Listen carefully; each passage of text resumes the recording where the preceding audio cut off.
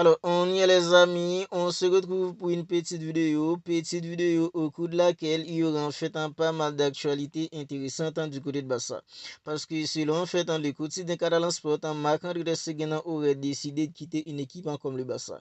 Il aurait pris la décision en fait de quitter le Barça cet hiver. Et je trouve que les gars, c'est une excellente nouvelle que ce soit en fait pour le Barça et pour Marc-André Seguin lui-même.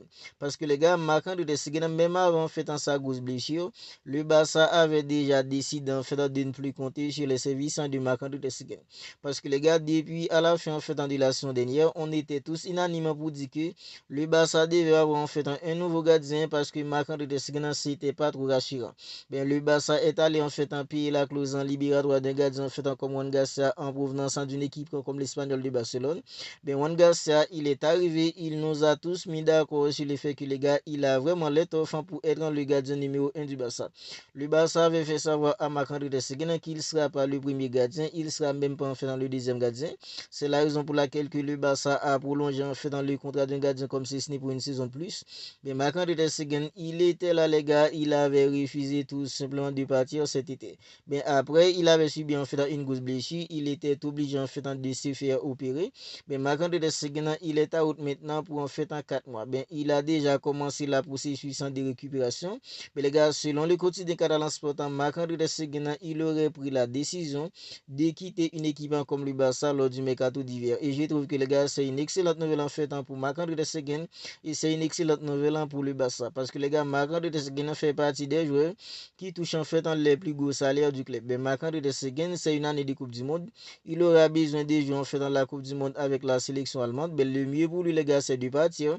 Parce que lorsqu'il sera de retour, il n'y aura pas en fait des temps de jeu pour lui au Barça. Il n'y aura pas de minutes pour lui au Barça.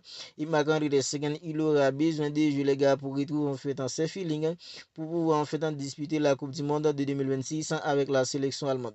Voilà pourquoi je vous dis que les gars, la décision en fait de quitter le Barça, si c'est vrai, c'est une excellente nouvelle pour le Barça et c'est aussi une excellente nouvelle pour Marc-André Seguin lui-même. Bien puisque Marc-André Seguin aurait pris la décision en fait de quitter le Barça alors lors du mercato d'hiver, mais les gars, toujours selon le quotidien catalan sportant, il y a déjà une licence d'équipe qui serait intéressée à l'idée d'avoir les services de Marc-André Seguin. On nous dit que des équipes en fait comme Newcastle, Man United, des équipes comme Tottenham et Monaco, toutes ces équipes ce sont des équipes qui seraient intéressées à l'idée d'avoir en fait un Marc-André Seguin.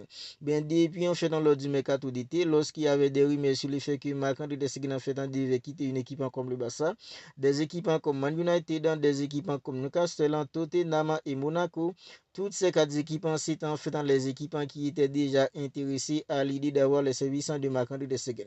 C'est parce que Seguin lui-même avait pris la décision en fait de ne pas quitter une équipe comme le Barça. Alors des équipes comme Newcastle, des équipes comme Man United, Tottenham et Monaco, c'est parce que Marc-André Seguin avait pris la décision de ne pas quitter une équipe comme le Barça. C'est la raison pour laquelle que ces équipes-là n'avaient pas en fait forcé à l'idée d'avoir Marc-André Seguin. Mais on nous dit que Seguin en fait il aurait pris la décision en fait de partir lui-même en fait cet hiver. Mais les gars, il y a en fait déjà 4 équipes qui seraient intéressées à l'idée d'avoir les services de Marc-André Seguin. Maintenant, en fait, c'est à Marc-André Seguin de décider s'il veut partir vraiment pour que l'une de ces équipes en fait en fasse vraiment le premier pas en contactant le Barça en fait pour les détails concernant en fait le départ de Marc-André Seguin. Et on enchaîne maintenant avec le match en Villarreal Barça à Miami parce qu'on nous dit que les gars, le match en Villarreal Barça à Miami est désormais annulé. Et je trouve que c'est une excellente nouvelle. Je trouve que les gars, c'est une excellente nouvelle que le match en Barça Villarreal à Miami soit annulé. Apparemment, il y a des infos qui disent qu'une équipe comme Villarreal serait indignée à ce qu'en fait le match soit annulé.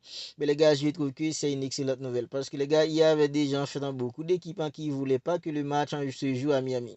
Il y avait beaucoup d'équipes qui ne voulaient pas que le match se joue à Miami et elles étaient là en train de protester à l'idée que ce match en fait soit délocalisé. Je trouve que les gars, c'est une excellente nouvelle que le match soit enfin annulé.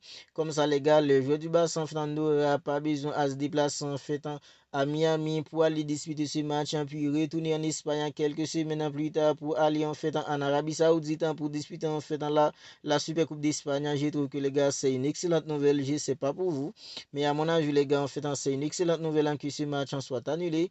Il y a plusieurs raisons en fait qui puissent expliquer que pourquoi en fait c'est une bonne nouvelle que le match en Barça Villarreal à Miami soit annulé. Et maintenant, on enchaîne en fait avec la suspension de l'entraîneur comme Hansi Flick parce que les gars, on nous dit que Hansi Flick il est suspendu de match et il le prend en fait dans le Classico. Alors, lors du match en Barça dans ce week-end, samedi dernier, Hansi Flick il avait écopé en fait d'un carton rouge, même si après le but en fait de Ronald Araujo, il avait fait un geste. Alors, c'est un geste sans qu'il lui coûte en fait quelques matchs de plus. Mais les gars, Hansi Flick il est suspendu en fait d'un seul match et du coup, il le prend en fait dans le Classico. Il ne sera pas présent en fait sur le banc du Barça pour coacher l'équipe lors du Classico. Alors, c'est un match en fait crucial pour une équipe comme le Barça parce que le Real a de longueurs d'avance sur le Barça. Le Barça aura besoin en fait de gagner pour passer devant une équipe comme le Real Madrid. Si le Barça ne peut pas gagner, le Barça n'a pas le droit de perdre aussi pour donner beaucoup plus de longueur à une équipe comme le Real Madrid. Bien, c'est bien dommage. Hansi Flick, il ne sera pas là. Même si les garçons GS1 auraient pu lui coûter en fait dans quelques matchs de plus, ben finalement il est suspendu en fait d'un seul match.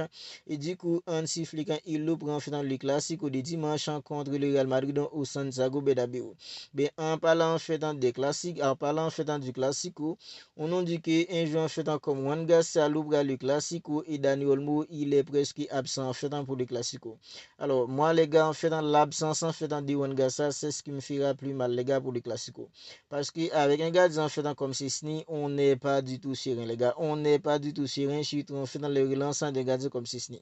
Ces relançants contre une équipe en fait comme Olympiakos mardi dernier, c'était tout simplement catastrophique en les relançant d'un gardien comme Sisni. Juan Garcia non seulement en fait en se relancer tout simplement incroyable et dans le but les gars en fait sur sa ligne, il donne beaucoup plus d'assurance qu'un gardien comme Sisni. Mais malheureusement les gars, alors finalement Juan Garcia en fait il le prend en fait les Classico, ben même Dani Olmo les gars, on nous dit qu'il est presque absent en fait pour les Classico. Alors l'absence de Dani Olmo c'est pas trop grave parce que les gars en fait alors Fermin Lopez il est de retour ici. Alors cette semaine contre une équipe en fait comme Olympiakos, il a été tout simplement incroyable en inscrivant en fait un triplé.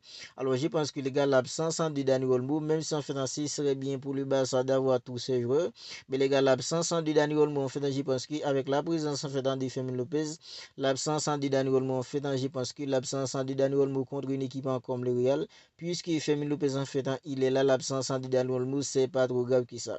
Mais les gars l'absence de Juan Garcia c'est en fait alors c'est ça qui nous coûtera beaucoup plus cher parce que les gars Juan Garcia avec lui on est beaucoup plus cher en fait surtout dans le cage. Mais on nous dit que Juan Garcia l'ouvre le Classico et Dani Olmo il est presque absent pour le Classico. Alors maintenant on va finir en fait avec deux bonnes nouvelles, le retour en fait de Rafinha à l'entraînement ainsi qu'en fait en Ferran Torres. Parce que les gars on voit que Rafinha en fait il s'entraîne avec le groupe, la même chose pour un jeu comme Ferran Torres et ça nous fait plaisir les gars. Alors le retour d'un jeu comme Rafinha c'est ce qui nous fait le plus en plaisir parce que les gars Rafinha, alors il y a beaucoup de bons en fait qui avaient sous-estimé la présence de Rafinha au Barça. Oui les gars, il y a beaucoup de gens qui ont vraiment sous-estimé en fait l'impact de Rafinha sur le jeu d'une équipe comme le Barça. Je pense que les gars c'est avec l'absence de Rafinha, on voit que comment Rafinha il est important les gars, il est impactant les gars en fait dans le jeu du Barça. Parce qu'avec Rafinha les gars, le pressing du Barça a beaucoup plus d'impact, le pressing du Barça est beaucoup plus coordonné. Parce que Rafinha c'est lui en fait les leaders qui mènent en fait une équipe comme le Barça. Quand Rafinha il est pas là, on sent directement en fait dans son absence. Mais les gars, on en dit que Rafinha il était à l'entraînement en fait aujourd'hui. Rafinha en fait il a terminé toutes les séances collectives avec le groupe. Idem en fait pour Ferran Torres et je trouve que les gars c'est tout simplement une excellente nouvelle que le Barça récupère un joueur comme Rafinha et Fermin Lopez et Ferran Torres pardon avant le Classico. Même si en fait on ne sait pas dans quel état physique en fait ils seront parce que les gars Rafinha il vient passer en fait il vient de passer environ un mois sans jouer au football. Ferran Torres en fait ce n'est quelques semaines. Mais les gars je pense que Rafinha il n'est pas du tout en fait improbable pour que Rafinha soit titulaire. Mais je pense que les gars Rafinha il aura tout de même en fait en 2 minutes. Rafinha il sera apte à mon avis à disputer en fait en 30 ans ou 40 minutes, même 45 minutes à savoir en fait dans la deuxième période. Je pense que Rafinha il sera déjà apte à disputer en fait au moins 45 minutes lors du Classico. Et c'est tout simplement une excellente nouvelle pour le Barça. Vous n'hésitez pas à me dire ce que que vous en pensez de tout cela dans les commentaires. Le Barça qui récupère un jeu comme Rafinha juste avant faisant le Classico. Et la bonne nouvelle, les gars, Marc-André Seguin, il décide lui-même de quitter une équipe comme le Barça lors du mercato d'été. Le match en Barça Villarreal à Miami en faisant est désormais annulé. Hansi Flick, les gars, il est suspendu en faisant d'un seul match. Et on nous dit que les gars, Juan Garça, il loupera le Classico. Dani Olmo, il est presque absent.